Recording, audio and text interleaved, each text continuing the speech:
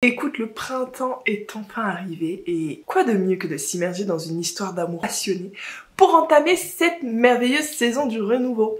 Je ne sais pas toi, mais moi je suis prête à tomber amoureuse de mes personnages de fiction préférés because men ain't shit. Je dis ça alors que je suis en couple, oui, j'assume.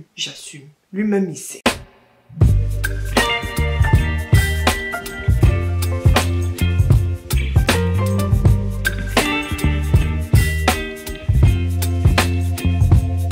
Donc aujourd'hui je viens pour te recommander quelques romances qui me sont favorites. Et ceux qui ont regardé mes dernières vidéos savent que je ne suis pas très pote avec la romance ces temps-ci. C'est vous dire que ces romances-là, c'est des pépites. Je les ai triées comme ça, donc n'hésitez pas. Petit twist en plus, il s'agit de romances toutes en anglais. Certaines sont traduites. Rassurez-vous, mais pas toutes.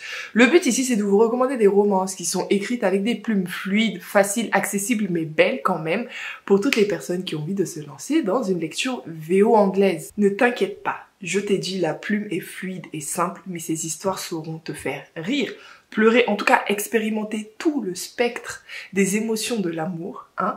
Donc allons-y tout de suite.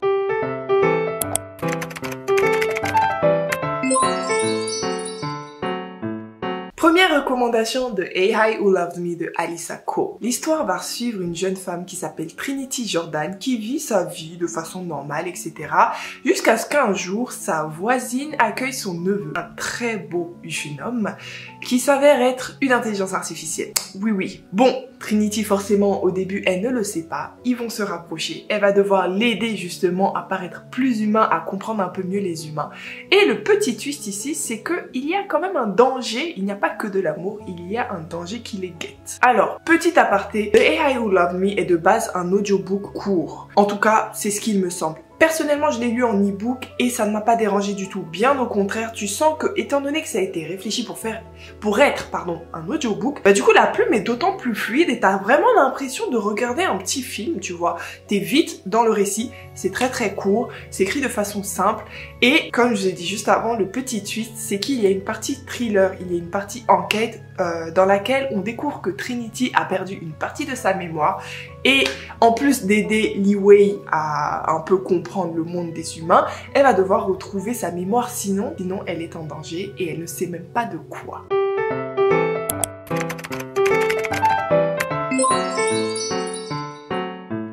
Un livre que je te recommande, c'est A Princess in Theory. Il me semble de la même autrice, mais je ne suis pas sûre. Dans tous les cas, tu le verras ici. Celui-là a été traduit en français sous le titre « Vous avez un email », il me semble.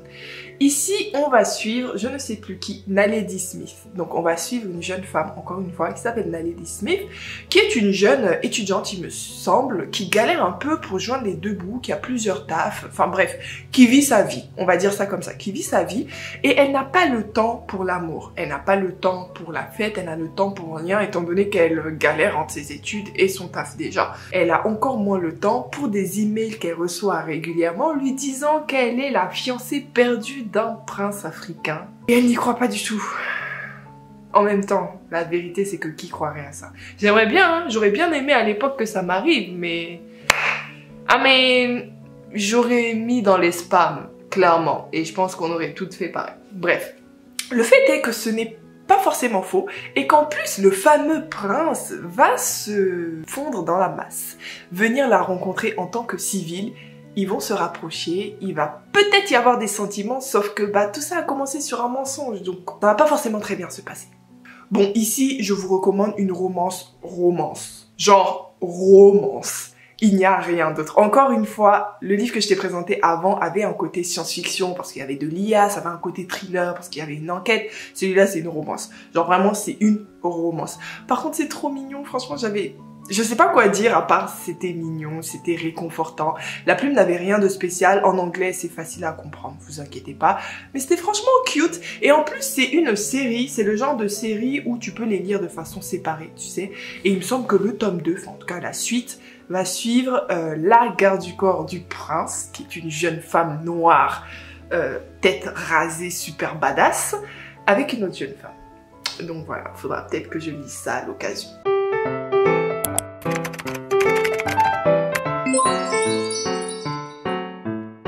Prochain livre, ça va être Make a Scene de Mimi Grace. Ici, on va suivre Rita Major. Rita Majors passe une très mauvaise journée et si vous vous demandez pourquoi, c'est tout simplement parce qu'on vient de lui annoncer que son ex va se marier avec sa cousine. Oui, ça se fait dans sa famille apparemment. Voilà, donc elle apprend ça. En plus, on l'a invité au mariage. Je me rappelle que je lisais ça, je voyais la tata, c'est-à-dire la maman de la cousine qui disait « Mais c'est la famille, viens, non, ils s'aiment. » Les dramas. Bref, en tout cas, vous aurez compris que cette romance a une pointe de telenovela. Et je pense que vous savez où ça va aller. Fake boyfriend. Voilà. Rita, elle va se dire, moi, je vais aller au mariage, je vais me trouver un petit ami. Et elle va tomber sur qui? Un boxeur qui vient de s'installer dans une salle juste à côté de sa pâtisserie. Cette romance. Déjà, le love interest dont je me rappelle plus du tout du nom, c'est un book boyfriend parfait. C'est un boxeur beau, gentil, qui va se mettre avec une pâtissière. Et Seigneur. Non, c'était mignon, hein. C'était vraiment mignon. Genre, vraiment, ils ont croqué l'amour. Il y a quelques scènes, j'ai dit scènes, parce qu'il y a scène dans le titre, pardon. Il y a quelques scènes spicy. Voilà, je tiens à le dire. Je pense même que dans la plupart des livres que je vais vous présenter, c'est du moins de 16 ans, hein. Voilà, moi j'ai dépassé les 16-18 ans depuis longtemps, donc je regarde plus ça. Je précise que il y a moyen que tous, je regarde là et je pense que tous ils ont des scènes spicy, tous ils ont des scènes spicy, c'est pas la peine. Ils ont tous des scènes spicy, donc si tu n'as pas 16 ans, je t'aime bien, but this is not for you. Listen to me and go away. Ok, on revient chers adultes, entre chers adultes, même si 16 ans c'est pas adulte non plus. Je parlais de Make a Scene. Franchement, c'est une bonne romance. J'ai kiffé. Déjà, moi j'aime toutes les romances où il y a de la bouffe. Là, on est auprès d'une jeune femme qui réalise son rêve en ouvrant sa propre pâtisserie, qui passe par des moments très durs financièrement et émotionnellement, comme vous pouvez voir, vu ce que sa cousine lui a fait. Et on est tout ça emballé en fait de la pâtisserie et des odeurs de pâtisserie. C'est le type de livre qui vont te donner faim. C'est tout ce que j'ai à dire. Je vais passer à la suite parce que sinon je vais trop parler. J'avais tellement kiffé, je me rappelle. Bref, prochain livre.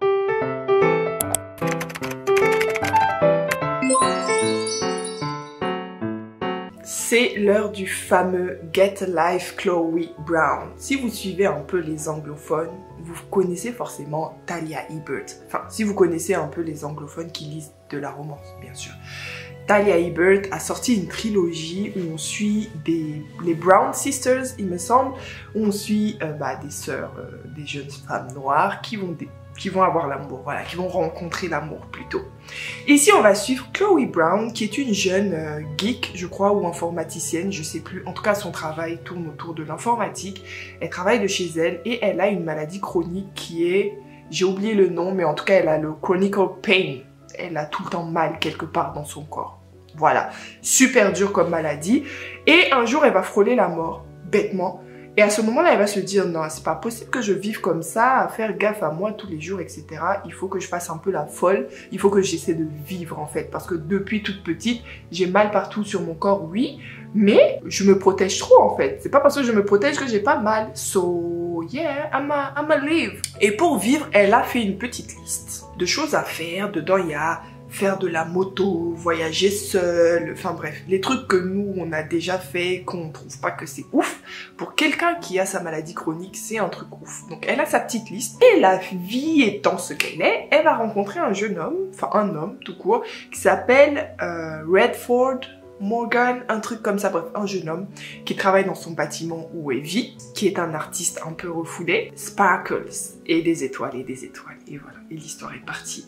Il faut savoir que Talia Hibbert, elle est très connue pour ses romances, et je pense à raison. Je comprends pas d'ailleurs que ses romances ne soient pas traduites en français. Je comprends même pas que tous ces livres-là soient pas traduits, mais il y en a deux là. Le prochain et celui-là, vu leur succès, c'est pas normal qu'ils soient pas traduits. Franchement, les maisons d'édition, on va commencer à penser que vous êtes raciste, hein, parce que on a vu des traductions de romances vraiment bof, qu'on n'a même pas entendu de parler de ça, hein. Voilà, on a des Light Lark là que vous traduisez, c'est pas pour critiquer, mais si on veut parler de popularité, les gens ils vont cracher sur Light Lark en anglais. Vraiment, je dis pas le livre il est nul parce que moi je l'ai pas lu, parce que justement, tout le monde disait qu'il est pas ouf. Vous allez traduire des trucs comme ça et puis il y a des trucs que tout le monde aime, vous traduisez pas. Bon après là je suis pas fair parce qu'on parle de romance, là je crois que c'est une fantaisie. Bref, je reviens au sujet. Get a Life Chloe Brown n'est pas juste une romance. Il y a un côté très émotionnel parce qu'on suit quand même deux parcours. Donc Chloe c'est vraiment le personnage principal, mais on suit quand même pas mal Morgan, enfin Redford, Morgan, je suis pas sûre de quel est son prénom, quel est son nom. Et ils ont tous les deux des difficultés assez vraiment compliquées et deep. Elle à travers sa maladie, vous l'imaginez, et lui à travers, on va dire, des histoires de famille, des, pas daddy issues, mais des issues tout court. Let's say it like that. Il a des problèmes dans sa vie. Et Talia Hibbert va vraiment piquer en fait nos émotions à travers les problèmes par lesquels ces personnages vont passer. Ce n'est pas juste une romance cute. Alors là, pas du tout. C'est très émotionnel, mais c'est très bien écrit. C'est très bien écrit. Et puis voilà, il y a une petite trilogie. J'ai pas encore lu la suite, mais je sais pas d'ailleurs pourquoi j'ai pas lu la suite. Je pense que c'est parce que je suis fâchée avec la romance depuis quelque temps à cause des fantaisies. C'est-à-dire que la fantaisie, qui n'est même pas un sous-genre de la romance, m'a fâchée avec la romance. Bref.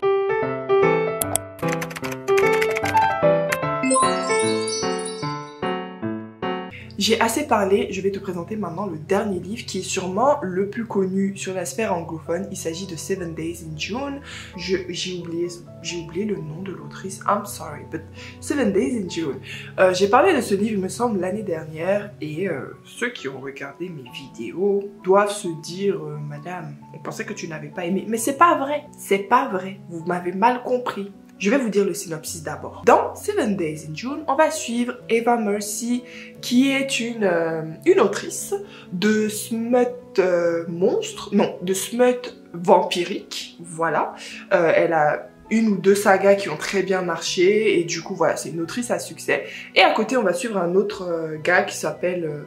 un autre personnage qui s'appelle Shane, il me semble, qui est lui aussi auteur, mais plus de fiction littéraire, un truc un peu plus... disons, reconnu sur les sphères élitistes littéraires. Clairement, c'est ça. Voilà. Ces deux personnes se sont connues quand elles étaient jeunes. Je pense quand elles avaient 15 ans, elles ont passé une semaine ensemble. Une semaine très intense. Je parle pas forcément de spicy parce que je sais même plus s'ils ont fait quelque chose de sexuel pendant la semaine. Mais ils ont passé une semaine très intense quand ils étaient jeunes ensemble à 15 ans parce qu'ils viennent de familles tous les deux ayant des problèmes particuliers. Il y a des trigger warnings dans celui-là. Automutilation, il me semble, de mémoire, dépression, enfin, il y a tous les trigger warnings, vraiment chercher, parce que celui-là, c'est vraiment le plus deep de tous les livres que je vous ai présentés. Donc, ils ont vécu une semaine ensemble et something came up. Enfin, il y a quelque chose qui s'est passé, quelque chose est arrivé et ils se sont split. C'est un peu ça. Au début, on sait pas qu'est-ce qui s'est passé et la vie étant ce qu'elle est, encore une fois, ils vont se réunir en étant adultes de façon fortuite. C'est-à-dire, ils vont vraiment se croiser à un événement et du coup, on va suivre leur réunion, le fait qu'ils se soient réunis dans le présent et en même temps, on aura des flashbacks de ce qui s'est passé pendant la semaine de 7 Days in June. C'est de cette semaine-là qu'on parle, de ces 7 jours-là.